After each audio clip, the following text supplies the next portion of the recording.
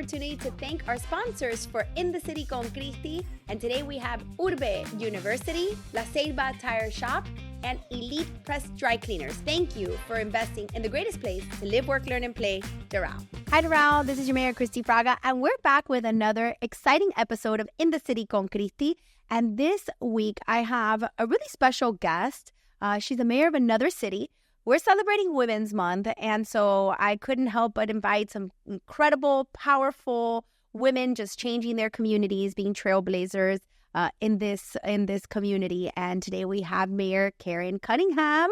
Yes, at Village of Palmetto Bay. Yes, Village of Palmetto Bay in the house.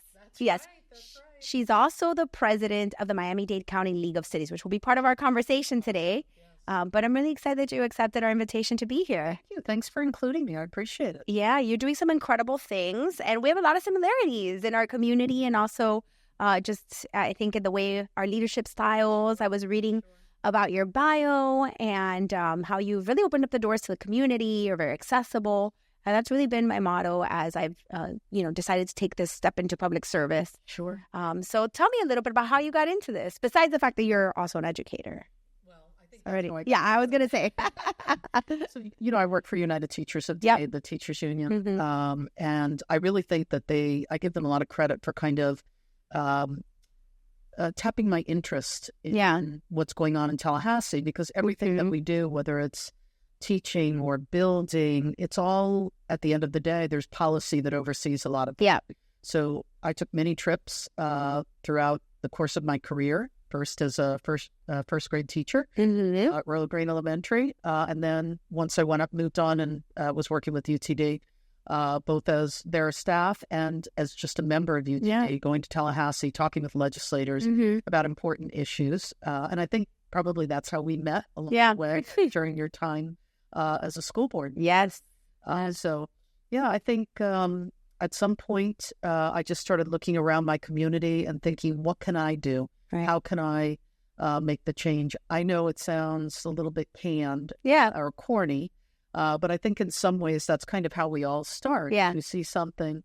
I started attending council meetings, listening, and then I thought, you know what? Folks are not talking about at these meetings what community members are talking about. Right. Community members are talking about their quality of life, the pothole, the traffic, a broken light signal, trash pickup.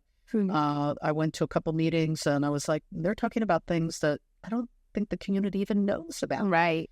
So attended more meetings, ran for office. And as I tell the young people when I meet with them, so what do you think happened? They said, you won. And I said, I lost. Yeah. So in losing, there is a lot of learning. Yeah. So I started talking with people in the community, quite frankly, asking them, hey, what? Yeah. Oh, my goodness. Yeah. You looked really good on paper. We liked what we saw, but we didn't know you. So it was a good lesson for me. And I think that's kind of connected me better with the community. Hence, a lot of the open door kind of policy that I have where people can come in and meet with me.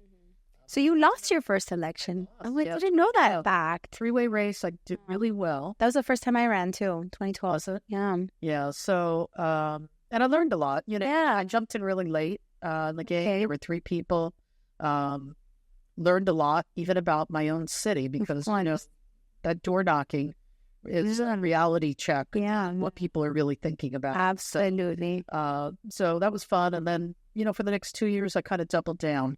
How can I be more present in my community? And then I won my election as councilwoman.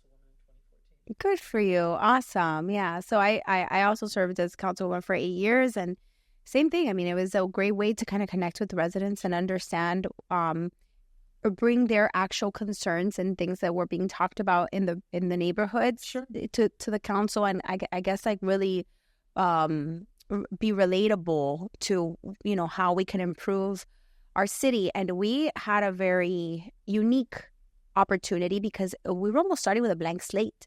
When I came in 2012, the city was still very, very young. It's changed a lot as I was driving in. I was like, wow, it's so beautiful. Yeah, we were 9 years incorporated at that time.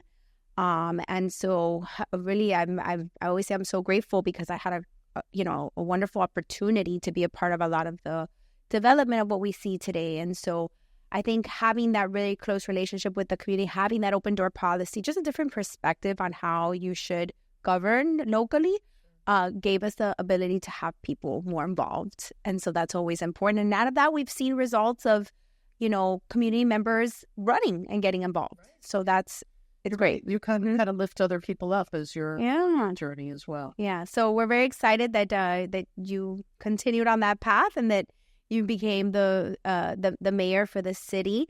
Tell me a little bit about League of Cities and how you got involved with the League of Cities. I think it's such a great organization. I don't think people really know the impact or the role of the Miami-Dade League of Cities. So Miami-Dade League of Cities is the organization that's kind of the umbrella for all of the cities in Miami-Dade County. That's 34 municipalities and the village of Palmetto Bay, and then the county is involved as well. They're members of the league. Our sole purpose, in a large part, is really to protect our ability, yours and mine, that's right, our colleagues on council, to be able to govern through home rule. Yeah. Right? To kind of monitor legislation. The other piece that they do, which I think they do really well, is kind of bringing together people and learning about best practices. Yep. I've learned a lot from attending their annual best practices conference. We had a really very cool one this year with the billionaire philanthropist that has moved to Miami. Was able to keynote and give his ideas, thoughts, and vision for Miami-Dade County, which I thought was very interesting. Yeah. But how did I get involved? I'm going to say persistence, which I think you know a lot about. I just kept showing up. Yeah. And at some point they said, hey, we'd like you to be a part of our executive board. You keep coming to meetings, you keep offering ideas. And at the time I joined the executive board, I think I mentioned this to you at some point, I wasn't slated to become president, only because where I was starting and where I would term out would have precluded me from doing so. But, this journey has a lot of twists and turns. It sure does. Yeah. So at some point, a couple of folks on our executive board were no longer on the executive board. And the executive director, Richard Cooper, who's become a really good friend, he and his wife, Rosie, said, hey, guess what? You're going to be president. And it had been a lot of years since we've had a female president in the league. Yeah, it's been a few. I think the last one was the mayor of El Portal. Yeah. A previous mayor of El Portal. And we're going to have an El Portal president. Yes. Omar Blanco. Yes. Absolutely. Well, I think you guys have done a great job. And I keep saying I need to get more involved with the league. I've been involved and I would go to things. It's just sometimes with the schedule, it makes it difficult to get throughout the county to the meetings at the times that they are at. But I think it's such an important organization for what we do and speaking with a unified voice and protecting a home rule. And for those who don't know maybe what home rule is, it's basically our ability to govern locally and not be preempted by the state and making sure that the state doesn't encroach on those local avenues for law or for legislation that protects our Sure. And that's our communities. I've had brought it one step closer during this year because I think a lot of the impact right at this moment in time, it's a lot of impact at the state is at the county level.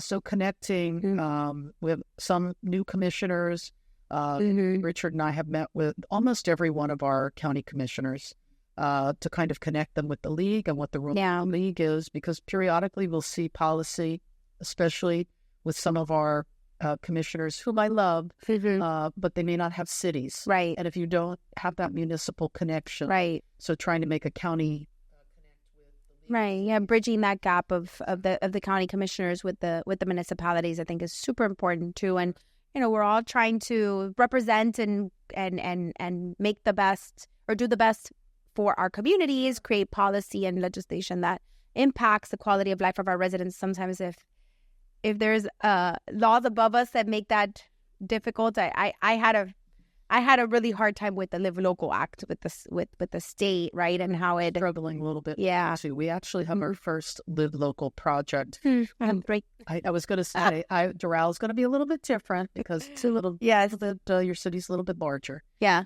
quite a bit larger, probably.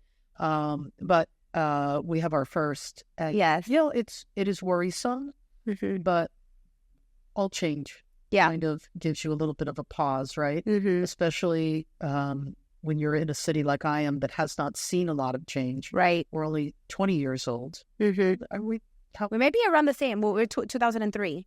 Okay. So 2004. okay, so you're after 2002. I'm so sorry. okay, so you're a year before us. A little bit. No, you're fine. You're a year before us, so yeah. So changes in our city has not seen a lot of change, whereas I think yours has seen maybe a little bit more. It's just been rapid growth, and now we're seeing a lot of redevelopment, and we're trying to just figure out how to, how to manage that, right? So that it's not uncontrolled, that it's responsible, that we have a handle on the infrastructure. I am a proponent of growth and evolution, right? Things have to change and they have to evolve as the community grows, but you also don't want it to get away from you. And so I think that's been the big challenge. We also want to preserve those characteristics of our community that we don't want to lose, right? The family-oriented feeling. You guys have it too, right? It's like you feel like you're in a small town all the time. Yeah, for us, it's all the village of Palmetto Bay. It's all about parks, right? Right. We have several parks. We're hopefully acquiring more green space as we move along, which is great. I'm trying to emulate what you all do. I think with the dog park, under the FPL, yeah. It's a little bit of a struggle right now, but we will get there. I hope eventually. We just acquired land from a business owner in the community, South Motors. Okay. We're going to have a regional veterans park, which I think is going to be very cool for our area. Fun. And then schools. We have a lot of schools. We have over 15 places of education. Wow. In Palmetto Bay. And it ranges from the preschools. Right. Include them because in our case, it's a place where kids are getting dropped off. Right? Yeah. We have a lot of traffic snarls from time to time. So a lot of both public and private. Just a lot of good stuff. Family-oriented.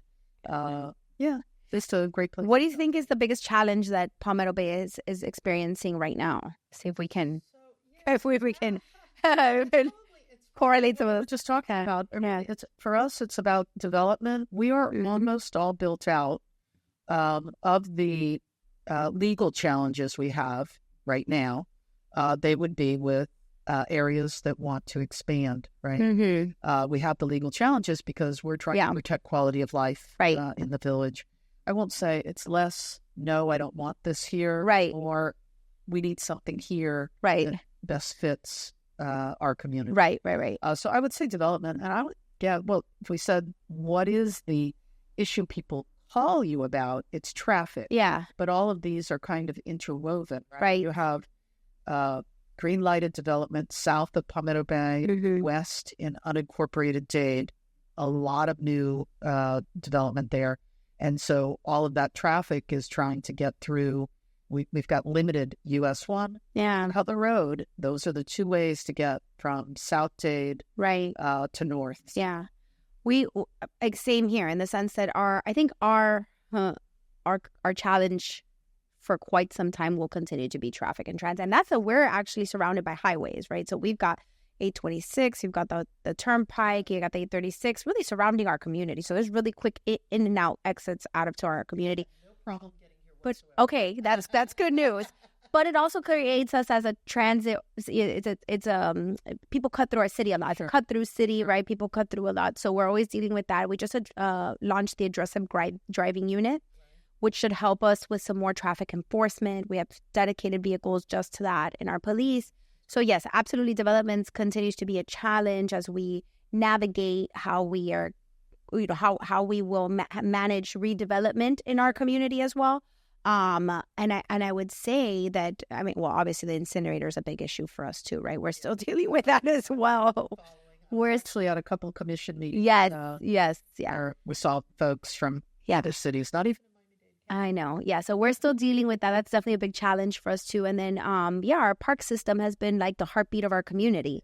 And so thank you. I'm really proud of Doral Central Park. And that's become, like a regional park too for our community. So I think there's a lot of great similarities. And so one of the things that Mayor Cunningham and I, just to kind of inform our listeners here, is we have tried to join forces in empowering females in leadership. We recently had for the first time we brought all the female mayors together, a whole 6 of us. Yeah. Sad. That was the sad part. And there are 34 invitations. I'm like, I think we need a smaller table. 34 municipalities. We have 6 female mayors, so it's not a lot, but we're getting there. There's still moving in yeah. direction. Yeah. And then now for Women's Month, we've brought together all the female leaders of Miami-Dade County. It's about 77 of us, so we're a little bit better number there. But the idea is to really just empower the women in our community, that we're here, we're we want to motivate each other, lift each other up, but also bounce ideas and resources off of each other, which is so important. Lifting people up, yes. Whether they're male or female. That's right. In our case. Yeah. And I say that because when you look at the number of electeds, like we mentioned, the number of mayors, but then you also look at just 77 out of 30 plus the county. Yeah. It's disproportionate, right? Yeah, so absolutely. Lift young women up. Yeah. Give them a little taste. We can taste it. Absolutely. And so I just wanted you to share also, as you've navigated this role as mayor, on the president of the League of Cities, you're also a mom as well. Your kids are grown up already, but okay. So I have one son too. Yeah. I have one son too. He's 9. He's not that grown yet, although he acts like a little grown up sometimes. But, it's hard to navigate this world, and I get asked all the time. So I'm going to put you on the spot and ask you too.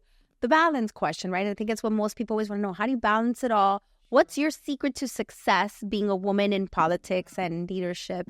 What would you tell someone who's coming behind you? And, Madeline Pumariega is one of my guests on the podcast, also during Women's Month. And she made a really good point when I said, how did it feel to be the first female? And she goes, well, to make sure that I am not the last.